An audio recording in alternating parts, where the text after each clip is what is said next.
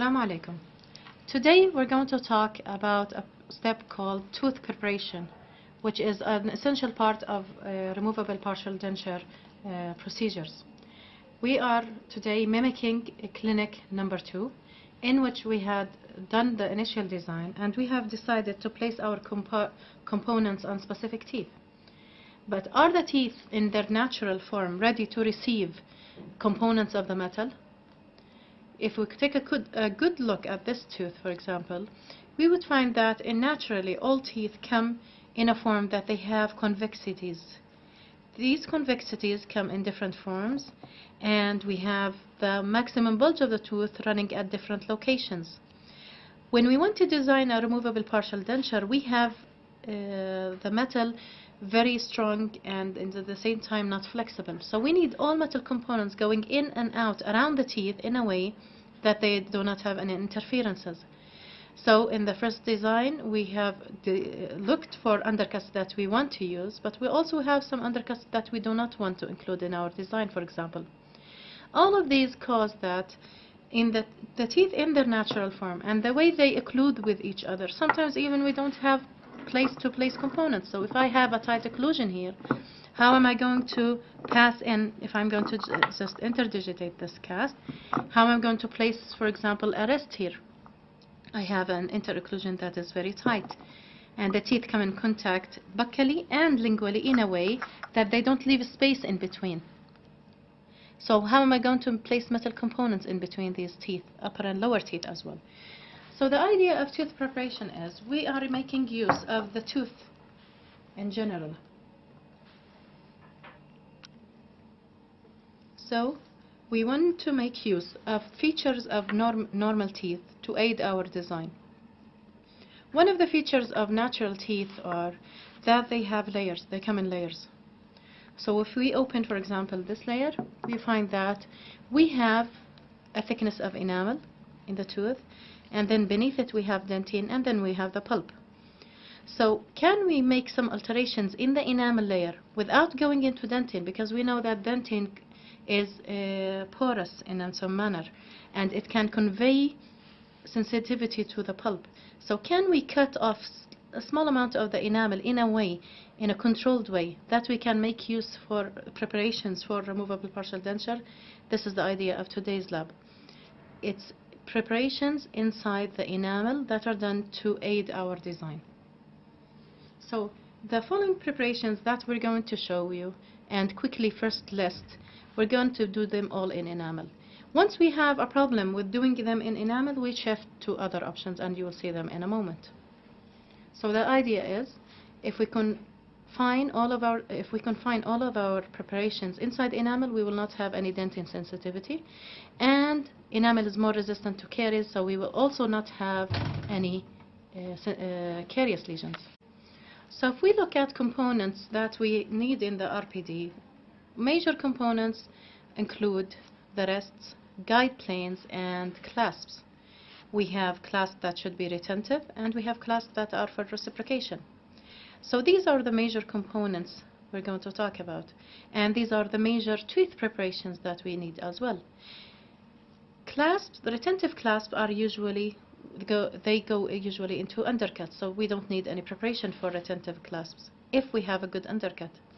We don't need also preparation for the reciprocal arm, but we need a preparation for the rest and also for the guide plane inside. So these need preparations. So let's say if I'm going to talk about preparations in RPD cases inside the mouth, I could list them in 2 lists.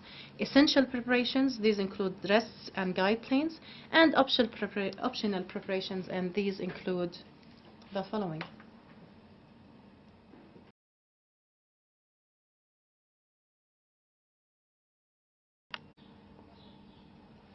Optional preparations might include opening embrasures. For example, if I'm placing a rest on a side that is dentate and doesn't have an edentulous area, there is no place for me to come with a guide plane and rest from the edentulous area. Here I have 2 teeth, and these teeth are very close together. If I look at them from the occlusal table, we have what we call embrasures. This is the V shape between teeth. We have a buccal embrasure, the V shape from the buccal. We have a V shape from the lingual. Sometimes the embrasure here, this V shape, is very narrow, and I could not put enough bulk of metal in here. So if I want to place a clasp that is correctly designed, I need it to be bulky enough to withstand pressure and withstand the forces. So to get space for such essential thickness of metal, I need to open up the embrasures. So we open these embrasures, and this is called embrasure opening. This is one of the optional, meaning that not all RPDs need it. It only needs it if we have the option of extending our design into area that is totally dentate. Other optional preparations also include cases where we have high survey lines. So if I had the high survey line here and I want to place my components of my clasping onto this side, I will find that these will come very close to the occlusal table. And having those components close to the occlusal table will cause problems. It might interfere with occlusion on the upper teeth. It also might interfere making the occlusal table wide, and this will increase the forces on the tooth. And also there will be no space for the origin of the clasp to begin, and also we will have a lot of leverage on the tooth. So ideally in these cases we prefer having our components closer to the middle of the tooth. So following the surveil alone will have a problem. So here we choose, rather than placing the component over the high survey line, to do something called lowering the survey line, where we trim from the tooth, and once we go back to the surveyor and draw the survey line, we will find that it came lower into the ideal area, which is around the middle of the tooth, and we can place our components there better. So this is called lowering survey line. This can happen lingually. This is a case of a lower tooth, and this is the lingual side, and this is where usually it happens because lower teeth tilt lingually, so they will have a high survey line on the lingual surface. Sometimes in the upper teeth they might occur buccally, so it depends on where they are present. In the lower teeth, sometimes also we face the problem that we don't have suitable undercut, or the undercut that we find is very, very close to the gingiva, and this will traumatize the tooth if we place a clasp there. So sometimes we need to create an undercut. We call this enamel dimpling. Sometimes our preparations that we intend to do are so traumatic that I will not be confined by the enamel, and I might go into dentine. And these occur with cases, for example, severely tilted teeth or teeth with big fillings. I could not place my rest on a filling that is small or large, but with defects on the sides. So cases where already the tooth has been damaged, or the tooth is severely tilted and my preparations might go into dentine, I have the option of either crowning or veneering. This is a good case in the lower teeth, where we sometimes don't have enough thickness of enamel on the slopes, and I want to make a cingulum rest. So rather than preparing into the tooth, we might add like a veneer. It's metal like a veneer on the lingual surface, and on that metal we create a ledge for the cingulum rest, for example, and this will save the tooth from preparation into dentine. Okay? Or sometimes we have large fillings, and if I want to prepare into that large filling, I will have a problem. So we decide that already this tooth is damaged and needs strengthening, so we crown the tooth. So we prepare the tooth in a way to receive a crown. We place a crown, and in this crown we design it in a way that it already has the preparations in it. So this is a designed crown. It's not a regular crown. It's a designed crown. And we should do it as a designed crown, not a regular crown, and then prepare into it, because any preparation into porcelain will weaken the porcelain. But when we have a designed crown, which is suitable for crown cobalt, we make space and make sure that the porcelain around is not weakened by the preparation. So in that big crown we could put a box rest rather than a regular saucer-shaped rest, and we put a ledge for a retentive arm, and we change the retentive arm to become lingually, and we save the buccal surface to be aesthetic while the patient is smiling. So these are other options. Another way of crowning the tooth, rather than placing small components in the crown, we might place a larger component called an attachment.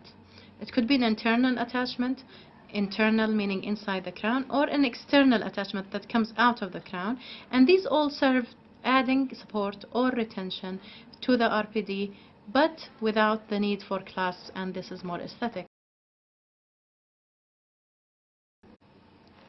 Now in this part of the video we're going to talk about preparation of essential components, which are the guide planes and the rest. These are the basic preparations that abutment teeth should receive, and these include the steps where we use the burrs to alter the enamel slightly. Now the burrs type that we use are usually fine diamond burrs because we want not to traumatize or crack the enamel while preparation, so we don't use Fisher burrs. We want the final or resultant preparation to be very smooth and rounded. So fine diamond burrs are the best. We might use the Fisher type Fisher burr. We might use tapered burrs. We might use round burrs, big round burrs, small round burrs. We might use Fisher shaped burrs, inverted cones, and other tapered shapes, football shaped burrs. So let's go to the very basic. For terms of simplicity, I have divided this demonstration in a way that we will take it in steps. So the first preparation that we do is guide plane preparation, even before we begin with the rest preparation. Why? Suppose I've done a beautiful, let's say I have began using rest preparation, and I've done this beautiful rest, but then later on I'm going to add a guide plane. What will happen here? I will lose part of the rest morphology. So when I want to do a guide plane and rest preparation on the same side, I usually begin by step number 1, which is doing the guide plane first. Guide planes are the planes on the tooth on which a guide plate will come in, and this guide plate, once in contact, it will guide the RPD in and out in a specific direction. So these are guide planes. So using a Fisher burr on teeth that were naturally convex in terms of morphology. So we said that natural teeth, we have teeth with convexities, and this will not serve as a good guide plane. So we need to flatten it to act as a plane. So using the burr, the parallel-sided burr, diamond burr, we go around the tooth and as if we're wiping the surface. We try to control our hand in terms of angulation, that we are in the same tilt that we have decided using our initial design on the surveyor. So if I was on 0 tilt on the surveyor, I come down very perpendicular to the tooth and began wiping the surface in a controlled manner until it's flat. The flatness should not extend to the marginal gingival area. The marginal gingiva here is away and protected. So it's above the marginal gingiva by 1 to 2 millimeter. It extends vertically, best around 3 millimeters, and buccolingually, the control of the buccolingual width depends on the contact area of the tooth and the area available for preparation. To know exactly how much you need to extend buccolingually, train yourself on the adequate reduction using the chisel, and we will show you how to do it on the cast in a moment using the surveyor. So whatever I have decided in the initial design, I'm going to do it here. So this is step number 1, creating this flat surface, which we call the guide plane.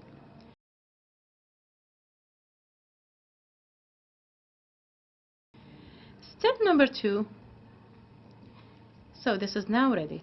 Step number 2, remember that natural teeth have what we call marginal ridges, and these marginal ridges are the area or the place where opposing teeth come into contact. So suppose this is an upper, this is actually an upper, and this is a lower, and once this tooth wants to come in contact, this is a 5 and this is another 5 actually. So when this comes in contact, actually the tip of the cusp of this goes on the marginal ridge of the lower tooth. So let's go on this side. So you see that the cusp is over the ridge. So how am I going to put a rest if this contact is present? I will not have space to place my rest here on over the marginal ridge. So I need to reduce the marginal ridge in a way that I will have space. So this space is created by trimming down the marginal ridge at the beginning. The burr that I use for trimming down the marginal ridge, I could use a tapered burr or a fisher burr, but I tilt the direction of the burr in a way that it goes in this direction downwards. So I begin reducing the marginal ridge around 1.5 to 2 millimeters to make sure that I have space between it and the opposing tooth. And notice the direction is going lingually. The burr is directed in this way. I'll tell you why in a moment, but the idea is we remove the marginal ridge. So this is step number 2. Step number 3. After I have lowered this, so now I have this ready and the marginal ridge ready, I need to reduce from inside the tooth, and I want to create the rest area. How do I do it? I use first a large round burr. This round burr is almost 1/3 of the dimension of the tooth. So if I'm talking, this is a third, and this is a third, and this is the third. So the round burr that I'm using is a circular burr, round burr, diamond, and it goes 1/3. I begin preparing the tooth in a way that it removes from the slopes. So this burr actually is widening the slopes. Go back to the natural teeth, morphology. Notice that natural teeth in general, they have these slopes, cusps away from the central fossa. These areas are sometimes narrow, so we need to widen them in a way to receive our rest. So we achieve this first, as a first step, using a round burr that is 1/3 the space. Now step number 4 is on this side. So what do we have ready now? This is step number 4. We have the guide plane already ready. We have the marginal ridge ready. We have the large round burr ready, the area that the large round burr worked with. Now we go with a small round burr. It's half the original one. And we go and we create a deeper fossa inside the large circle. So this was step 3. See this large circle? Still, it's flat in the middle. I need something deeper here. So I create it by a smaller burr, and I go in and make this further depression. What would be the result? My result would be the following: a rest that has a round shape, that has enough occlusal clearance from the opposing tooth. So I come with the opposing tooth, I have enough occlusal clearance. Okay, I should have enough occlusal clearance, so I might reduce it a bit, but on the tooth side I have sufficient thickness. And notice its direction. The direction of this rest goes downwards. See the saucer shape? It's heading downwards.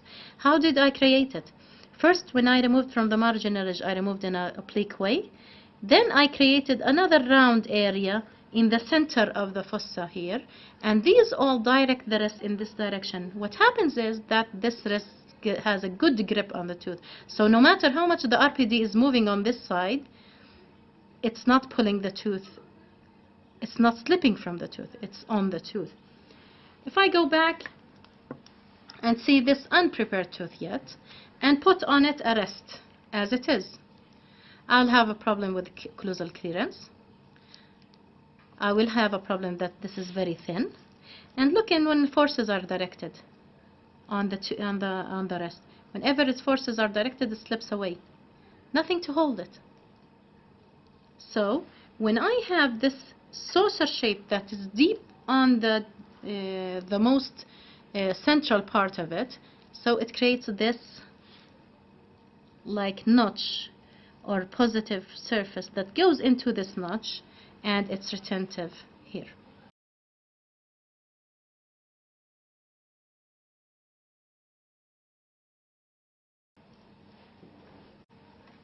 Now what is left for us is to know other types of rest. So these are the rests that we talked about. We have occlusal rest in different teeth. So we have this occlusal rest in the lower 7.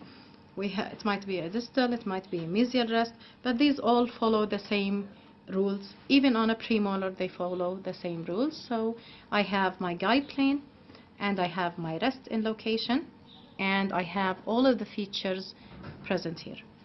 Now, what about anterior teeth? How do we create rests on anterior teeth?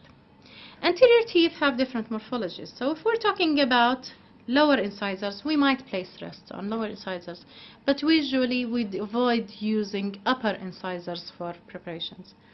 If I choose to the lower incisors, I might place what we call an incisal rest. So this rest is resting on the incisal edge of the tooth. So when we're looking at it from the anterior, that doesn't appear a lot. So aesthetically, it's very beautiful. But we have to prepare it in a correct way. We'll talk about it in a moment. On canines, we have two options. In the upper canine, usually we have enough bulk of the tooth, and we can create what we call a cingulum rest.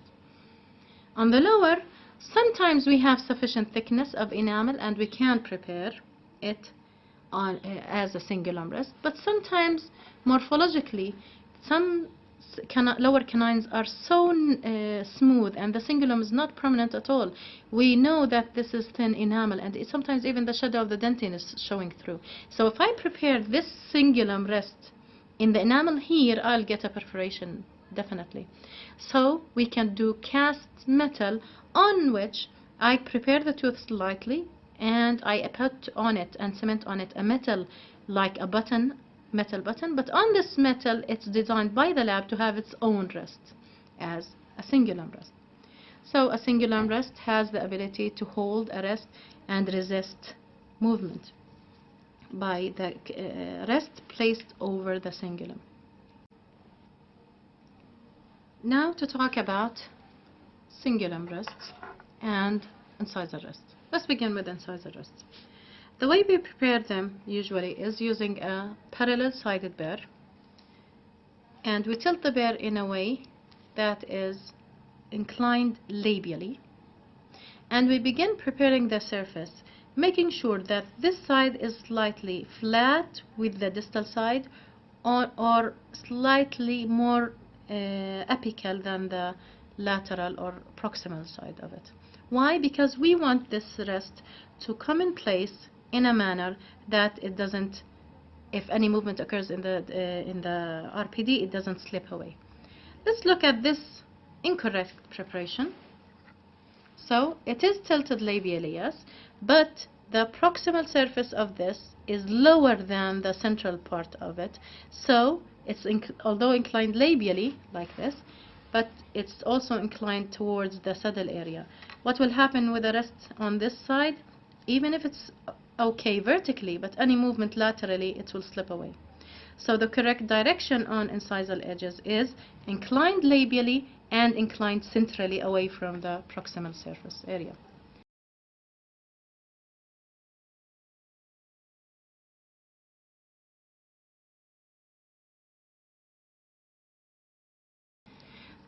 Cingulum rests to become functional and very well. We usually use first the inverted cone burr. So with an inverted cone burr, we run on the surface in a way like an angry face shape. So it's like triangular, going around the cingulum. It's not crossing the cingulum. We're going over it. We're respecting the morphology. We're going over it and then downwards, and from here over it and downwards, using the corners of this inverted cone. So this will create for us two things. It will create a flat surface, and it will also be inclined labially, so it will get a grip. So after we have finished with the inverted cone and we created this inverted U shape downwards, we come back with a fisher burr and come back to trim the enamel over it, because we are left sometimes with like a groove that has an undercut. So we want to make sure that also this surface is flat. There are no undercuts underneath it. So with this parallel sided burr, we come and trim the sides over here. So we are sure that the metal will come in and out smoothly without having an undercut. So this is smoothened. The edges are smoothened and flushed with the rest of the lingual surface of this tooth. If it was the lower, the same thing, the same procedure, using the inverted cone. First, with the edge of the inverted cone, we come down and make the step, and then using the Fisher burr, we smoothen the upper half of the preparation with the lingual side of the tooth. We said if we had an exposure, for example, while I'm preparing, I was into dentine, and I'm left with exposed dentine. I need to shift my design. So I either prepare it into a cast metal, so I prepare it like a veneer preparation and cement on it some cast metal that's done by the lab, so it's an indirect way of placing my rest. Or I can place a composite filling and do a rest preparation in it, but composites on the long term are not very retentive.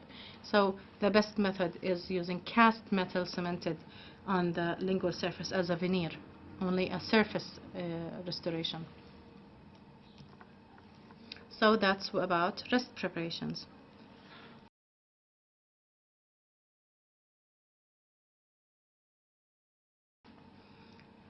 For embrasure opening, we need to prepare rests in a slightly different way, where we begin by preparing using a parallel surface burr. We come down and open the embrasure, widen it, this V shape, the lingual embrasure between teeth, because usually we come from the lingual side, and we widen this embrasure in between the teeth, and then we run using a tapered burr on the occlusal surface, and we create the same we did with the regular rest, but these are rest going lingually. So we only reduce the lingual part of the marginal ridge. See, this marginal ridge is intact, buccally. So we're only reducing lingually, the marginal ridge lingually, and we're preparing the rest in the same manner, a large burr, then a smaller burr to make the central part. So this is called a double embrasure rest. So if I look at this rest, it's a double rest, and it has this saucer and this saucer going into place, and this is where the embrasure is. So it has sufficient thickness and neck thickness.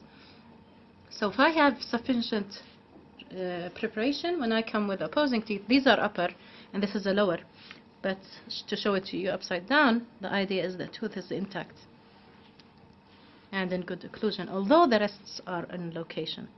Okay.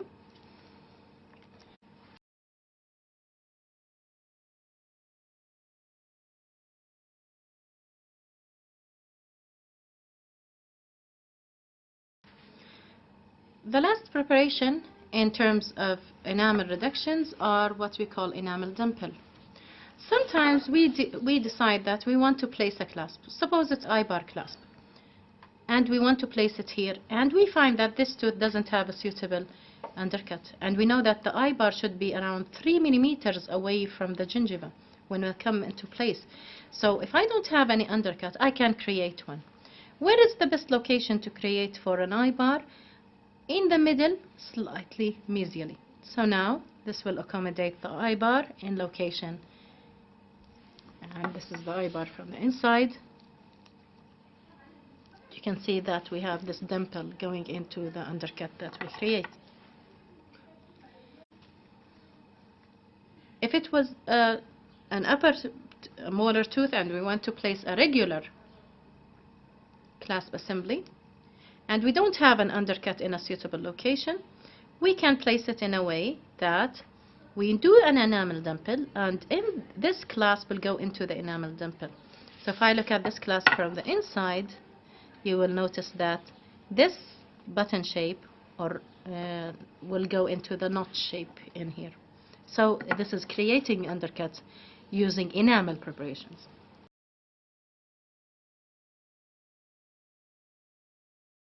So ideally in these cases we prefer having our components closer to the middle of the tooth. So following the surveil alone will have a problem.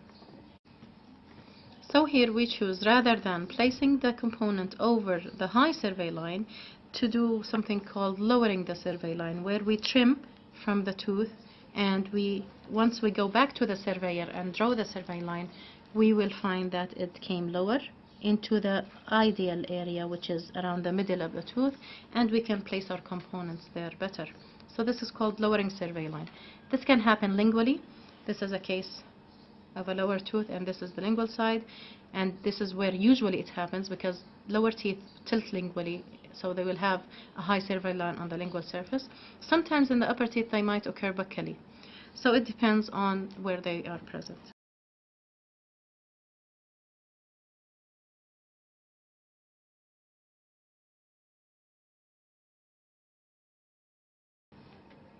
As we said, finally, sometimes all enamel preparations are not sufficient. We might go into dentine. So we are left with the option of making crowns over the teeth and creating the crowns in a designed manner where we make space for box rests. This is what we call a box rest. It's a box, like class 2. Why didn't we do it in normal teeth? Because if I do this much preparation in a normal tooth, I'm indenting. So it's only done on crowns. And once I do this box rest, I get a benefit that I can eliminate some components, and I have eliminated the buccal arm, and I left the retentive arm to be lingually. So this now fits in location, and it's retentive with a lingual retention arm, and this rest, box rest, is giving me reciprocation. And as we said about attachments, putting attachments inside the crown, place by controlled manner where we place an attachment long box, and these are usually longer than rest box. They come parallel walls, and they have some slightly wider area in the central part of it. So it's wider here than the exit over here. And it has a positive and negative. This is the negative, and this is the positive. And it comes in a way, the attachment comes in a way that it becomes, when it slips into place, in the correct place, it becomes retentive, and there is no need even. We eliminated the reciprocal or lingual arm, and we eliminated the buccal arm of the retentive. So attachments serve very well in terms they retain in friction in a way that we can eliminate components. And once we want to take out the RPD, simply we can slip the RPD out of it. So these are called attachments, and this is the internal type of attachment. There are other external types of attachments where, for example, the crown is intact, but the attachment comes here like a ball and socket, like a Dolby attachment. These are called external attachments. So the crown could hold a negative part of or pattern, and the matrix goes into it, or if the crown is intact and it holds something externally outside the crown, and we call it an external attachment.